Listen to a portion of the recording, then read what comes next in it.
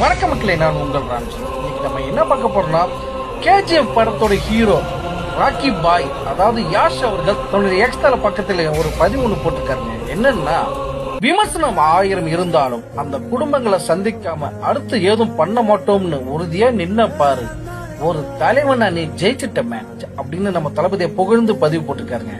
உண்மையிலேயே நம்ம தளபதி ஒரு மாபெரும் தலைவன் தாங்க, ஒரு மக்களுக்கான தலைவன் தாங்க.